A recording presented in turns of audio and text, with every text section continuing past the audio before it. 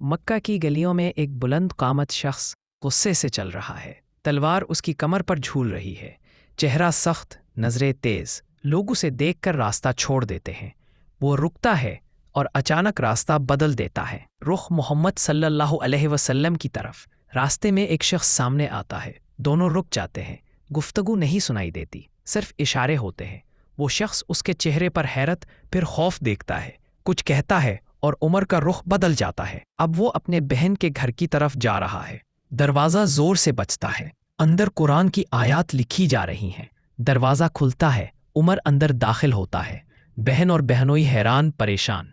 کمرے میں خاموشی پھیل جاتی ہے، چند لمحوں میں چہرے سخت ہو جاتے ہیں، ہاتھ اٹھتا ہے اور بہن کے چہرے پر چوٹ کا نشان پڑ جاتا ہے۔ بہن کے آنکھوں سے آنسو بہتے ہیں، وہ ہاتھ میں قرآنی صفحہ تھامتی ہے۔ عمر رک جاتا ہے، وہ صفحہ اٹھاتا ہے، غور سے دیکھتا ہے۔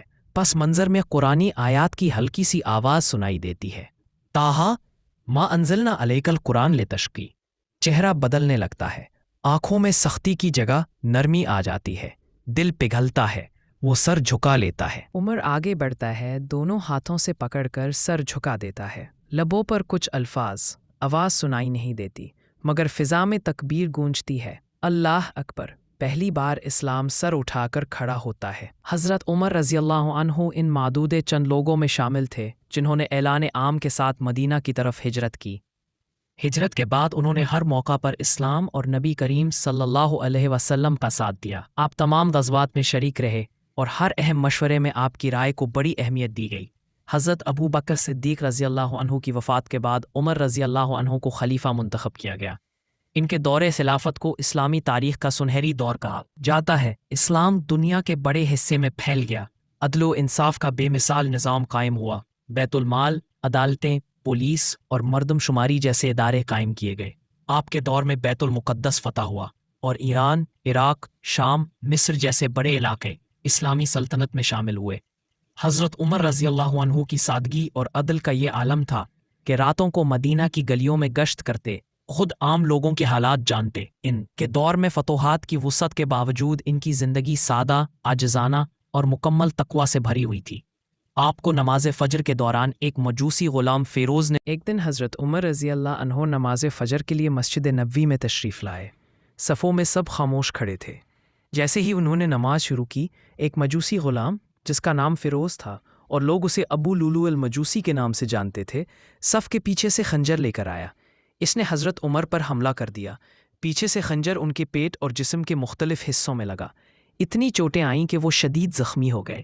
حملہ آور نے خود کو بھی مار ڈالا۔ حضرت عمر رضی اللہ عنہ کو فوراً ان کے گھر لایا گیا۔ کئی صحابہ کرام ان کے پاس جمع ہو گئے، لوگ رو رہے تھے۔ انہوں نے اپنے بیٹے عبداللہ سے کہا کہ اگر ممکن ہو تو مجھے نبی کریم صلی اللہ علیہ وسلم اور حضرت ابو بکر رضی اللہ عنہ کے پہلو میں دفن کیا جائے۔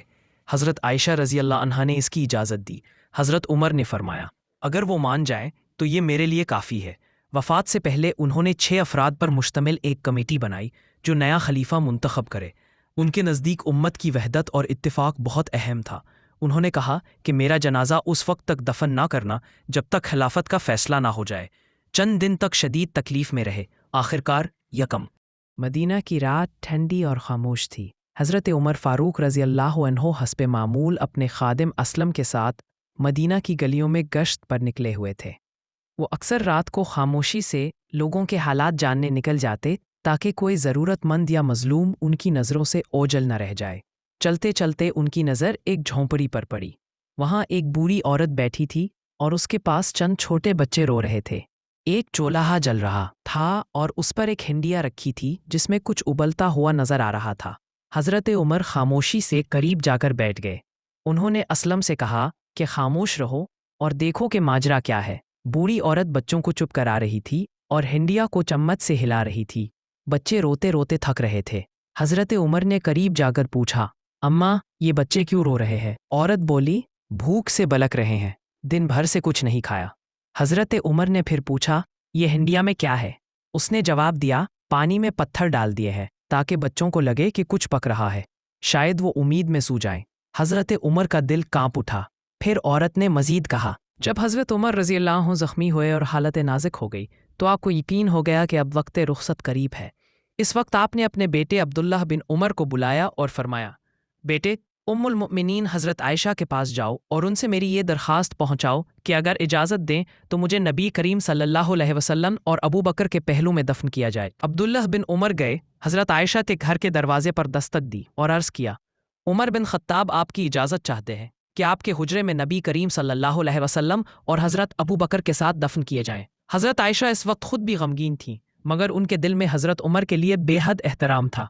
उन्होंने जवाब दिया, मैंने ये जगह अपने लिए संभाल कर रखी थी, मगर मैं हज़रत उमर को अपने ऊपर तरजीह देती हूँ, मैं उन्हें इजाज़त देती हूँ। अब्दुल्लाह बिन उमर ये खुशखबरी लेकर वापस आए। जब हज़रत उमर को इतला मिली तो उनकी आंखों से आंसू बहने लगे। उन्होंने फरमाया, अल्लाह का शुक्र है, मेरे लिए इससे बड़ी कोई नेमत नहीं कि मैं नबी करीम सल्लल्लाहु अलैहि वसल्लम और अबू बकर के पहलू में दफन हूँ।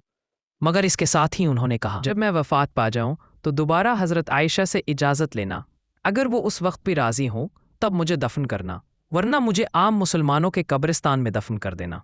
हज़रत उमर की वफ़ात के बाद हज़रत आयशा ने दोबारा इजाज़त दी और फिर हज़रत उमर फ़ारूक रज़ी अल्लाह अन्हु को रोज़ा-ए रसूल अलैहिस्सलाम में दफन किया गया, नबी करीम सल्लल्लाहु अलैहि वसल्लम और हज़रत अबू बकर सिद्दीक़ के पहलू में। ये वाक़या न सिर्फ हज़रत उमर की इनकिसारी और अदब को ज़ाहिर करता है, बल्कि हज़रत आयशा के दिल की विसत, खुलूस और कुर्बानी का भी सबूत है। ये इस्लाम के उन अजीम लोगों का बाहमी ताल्लुक़ था, अदब, मोहब्बत, एहतराम और उम्मत के फ़ायदे के लिए ज़ाती जज्बात की कुर्बानी।